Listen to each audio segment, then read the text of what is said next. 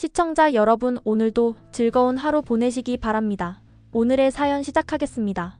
안녕들 하세요. 저는 내년에 80이 되는 늙은이입니다. 인생의 막바지에 다다른 지금 아들 내외를 제 삶에서 완전히 떼어낼 방법이 없을까 하는 생각에 이렇게 글을 적게 되었습니다. 사실 이 이야기를 털어놓는 것조차 쉽지 않지만 제 마음속 깊은 곳에 쌓인 무거운 짐을 조금이라도 덜어내고자 솔직히 말하려 합니다. 저는 한때 아들 내외와 함께 살았습니다. 여러 해 동안 같은 지붕 아래에서 하루하루를 버텨왔지요. 그러나 지금은 딸네 집에 와서 지내고 있습니다. 그나마 딸이 있어서 마음이 조금 놓입니다만 제 아내는 몸이 많이 아파 자주 병원 신세를 지고 있어 마음이 참 무겁습니다. 건강이 점점 약해지니 아내의 아픔이 곧 제 아픔이 되어버렸습니다. 우리 아들은 3년 전에 국제 결혼을 했습니다. 처음부터 아들 내외를 집에 들여 함께 살게 하려던 계획은 전혀 없었습니다. 자식이 둘뿐인 우리 부부였기에 아들의 결혼, 상대가 낯선 나라에서 온 사람이라 걱정이 많았고 신중히 생각했습니다. 하지만 아내가 많이 아파 힘들어하는 모습을 보면서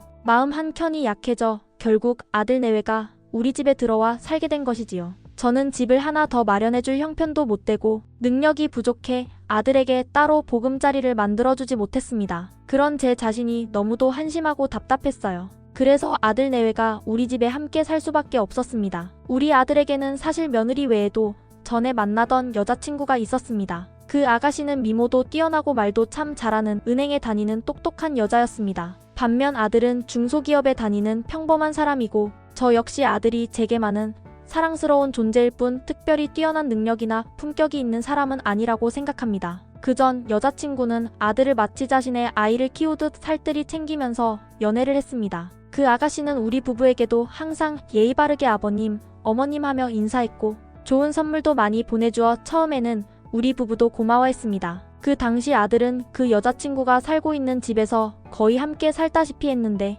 집안 살림도 그 아가씨가 거의 책임지고 있었던 걸로 압니다. 그런데 그곳에서 생활하는 동안 아들은 그 여자친구가 모아둔 돈을 모두 써버렸고 심지어 카드비까지 내서 결국 우리 부부가 나서서 막아줘야 했습니다. 아내와 저는 그 사실을 알게 되기 직전 그 여자친구가 저에게 좋은 투자처가 있다며 권했었는데 저는 주변의 주식 투자로 패가망신한 친구들을 많이 봐왔기에 단호히 거절했습니다. 그로부터 며칠 뒤 아들은 그 여자친구 집에서 쫓겨나듯 나와버렸습니다. 그리고 얼마 지나지 않아 아들은 카드 빚을 감당할 수 없다고 하면서 그 여자친구가 모아둔 돈도 모두 날려버렸다고 고백했습니다. 저는 아들이 혹시라도 극단적인 생각을 할까봐 카드를 막아주며 곁에서 지켜줄 수밖에 없었습니다. 이 모든 일을 겪으면서 마음 한구석이 계속 무너졌습니다. 아들 내외와의 갈등, 그리고 아들의 실패와 좌절을 지켜보며 저 자신도 한없이 무력함을 느꼈습니다. 저는 단지 늙은 부모일 뿐인데 이 복잡한 가족 문제를 어떻게 해야 할지 갈피를 잡지 못하고 있습니다.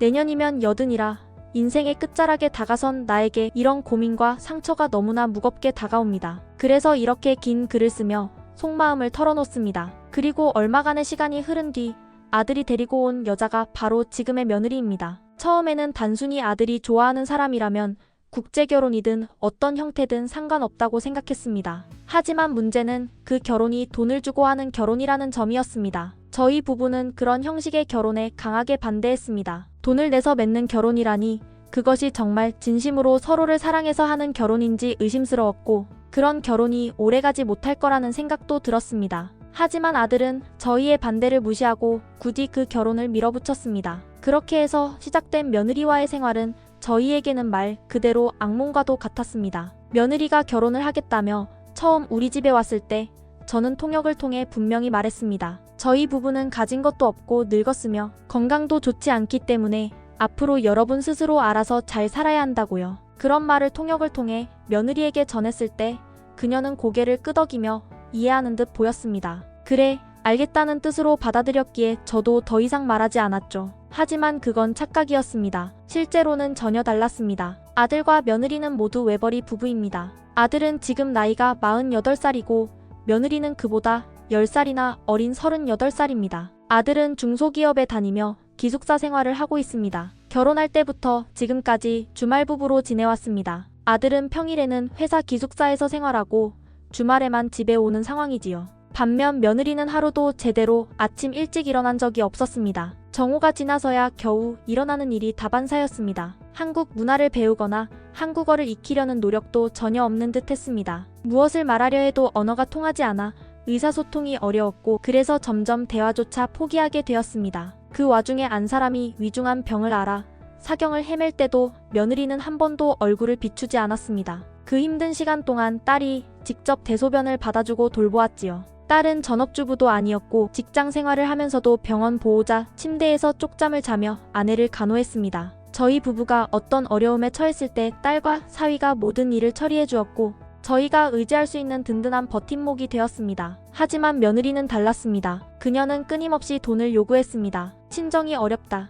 친정 어머니가 아프다는 이유를 대면서 매번 돈을 보내달라고 했지요. 그래서 저는 그녀에게 말했습니다. 돈이 필요하면 공장이라도 나가서 내 손으로 직접 벌어라. 그리고 친정에 보내라. 그러나 며느리는 일을 하는 것을 거부했습니다. 일하는 게 싫다며 계속해서 손을 벌렸고 그 요구는 점점 더 커져만 갔습니다. 이런 상황 속에서 저희 부부는 마음이 무너졌고 아들 내외와의 갈등은 갈수록 심해져만 갔습니다. 며느리와의 생활은 상상했던 가족의 모습과는 너무나 달라서 저희에게는 참으로 힘겨운 시간들이 계속되었습니다. 최근에는 아들이 저희에게 집을 사달라고 요구하는 일이 벌어졌습니다. 앞서도 여러 번 말씀드렸지만 저희 부부는 가진 것이 아무것도 없다고 분명히 이야기했습니다. 집 한 채를 마련해줄 형편도 안 되고 지금 몸도 아픈 상태인데 무리한 요구를 하는 것에 대해 속으로 답답함과 서글픔이 교차했습니다. 그런데 그 말을 하자 그 아들이라는 놈과 며느리라는 여자가 저희에게 나가라고 으름장을 놓았습니다. 그때 저희는 사경을 헤매던 아픈 아내와 저 자신이었습니다. 그 상황에서 그들은 감히 저희에게 집에서 나가라고 말하다니 차마 믿기 힘들고 분노가 치밀어 올랐습니다. 저는 크게 소리쳤습니다. 이 집은 내 집이다. 너희들이 10원 한 푼 보태지도 않고 이 집에 대한 권리는 아무에게도 없다. 너희들이 나가야 한다. 아들 내외는 잠시 멈칫하더니 알겠습니다.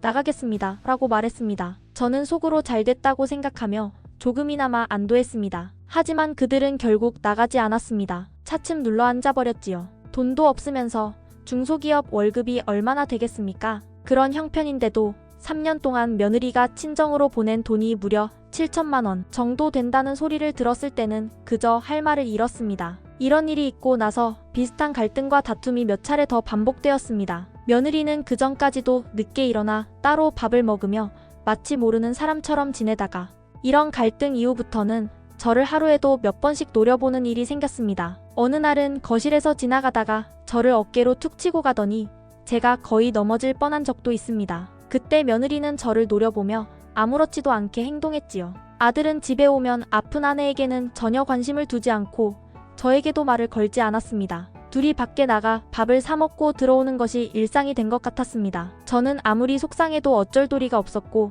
아내의 수발을 들면서 살았지만 아들 내외의 이런 태도가 너무 두려워 무슨 큰일이 벌어질까봐 겁이 났습니다. 제가 무슨 말을 하려고 하면 딸 사위에게 부담이 될까봐 입을 꾹 닫고 있었습니다. 그렇게 살던 중 이상한 일이 벌어졌습니다. 딸이 저희 부부를 위해 보내준 죽과 반찬들이 냉장고에서 자꾸 사라졌던 것입니다. 의아해하며 살펴보던 어느 날 며느리가 딸이 보낸 음식을 몰래 버리는 모습을 목격했습니다. 이걸 왜 버려? 하고 제가 크게 소리쳤더니 며느리는 저를 노려보며 음식들을 비닐봉지에 담아버렸습니다. 저는 딸 사위에게 폐를 끼치고 싶지 않았지만 며느리의 행동이 너무 무섭고 앞으로 무슨 일이 벌어질지 두려워 결국 딸에게 전화를 걸어 그 상황을 모두 이야기했습니다. 딸 사위는 바로 그날 집으로 달려왔습니다. 평소에는 조용하고 참한 줄만 알았던 딸이 며느리를 보자마자 그녀의 뺨을 세게 때렸습니다. 이어서 머리끄덩이를 잡고 흔들면서 저희 부부에게 며느리가 저지른 잘못을 하나하나 지적하며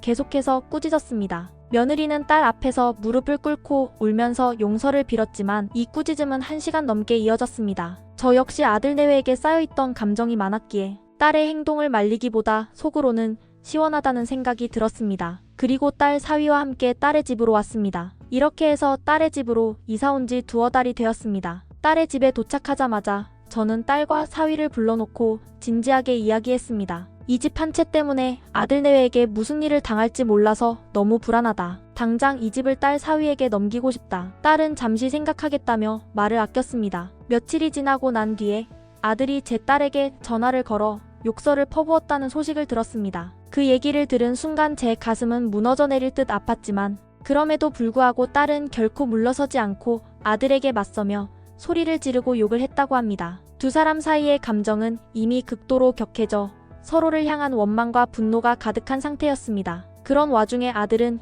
이 상황을 그냥 넘기지 않겠다는 듯 집으로 찾아가겠다며 위협하는 말을 했다고 합니다. 이 소문이 돌자 제 사위인 딸의 남편이 직접 아들에게 전화를 걸어 단호하게 경고했습니다. 지금 당장 집으로 와라. 그렇지 않으면 내가 직접 찾아가겠다. 너희가 가만히 있을 거라 생각하지 말라고 말이죠. 사위의 이 강경한 태도에 더 이상은 두 사람 사이의 갈등이 쉽게 가라앉지 않을 것임을 직감할 수 있었습니다. 그 뒤로 아들은 저에게 단 한 통의 전화도 하지 않았습니다. 전화가 온다고 해도 그게 반갑지는 않았을 겁니다. 하지만 그래도 아들이 이렇게 연락을 끊고 얼굴도 보지 않는 현실이 한편으론 씁쓸하고 한편으론 마음 한 구석이 텅 빈 듯 허전했습니다. 아들을 잘못 키워 이런 참담한 결과를 낳은 제 자신이 너무 원망스러웠습니다. 아들이 잘못된 선택들을 하고 이제는 사위와의 관계도 어색해지고 외손주들 얼굴을 보는 일도 부끄럽게 느껴질 정도로 마음이 복잡했습니다. 아들이 너무 미워서 마음 한편으로는 겁도 났고 그래서 딸이 빨리 집을 상속받아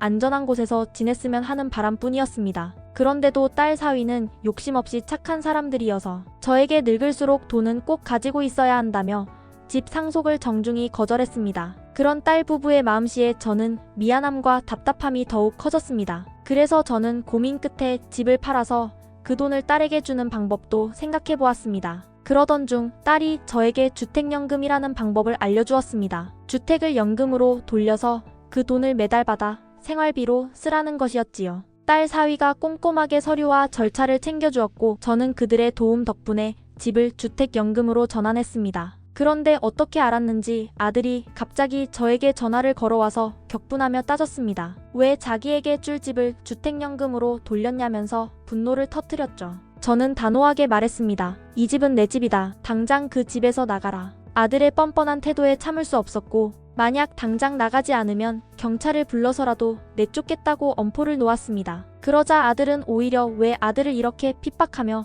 괴롭히냐며 도리어 대들었습니다. 저는 냉정하게 대답했습니다. 네가 뭘 얻으려 하는 것도 없다. 이제는 내가 없는 셈 치겠다. 전화도 하지 말고 찾지도 말라. 그 뒤로 며칠 동안 아들은 집요하게 전화를 걸어왔습니다. 너무 지쳐서 사위가 대신 전화를 받았는데 사위가 단호하게 욕설을 내뱉으며 소리를 지르고는 당장 그 집에서 나가지 않으면 가택 침입으로 경찰에 신고하겠다고 경고했습니다. 아들의 만행에 분노하면서도 참고 있는 사위를 보며 저는 결심했습니다. 더는 참지 말고 경찰을 불러 아들 내외를 집에서 내쫓겠다고 마음을 굳혔습니다. 경찰에 신고를 했고 경찰은 집으로 몇 차례 방문하여 아들 내외에게 집에서 나가라고 권고했다고 들었습니다. 하지만 아들 내외는 꿈쩍도 하지 않고 버티고 있다고 합니다. 비록 집은 제 명의이지만 아들 내외가 너무 무섭고 두려워서 저는 그 집으로 돌아갈 엄두도 내지 못하고 있습니다. 딸 사위에게도 폐를 끼치는 것 같아 미안하고 사돈 뵙기도 부끄러운 마음뿐입니다. 아들 내외가 집을 나가면 가진 돈도 없으니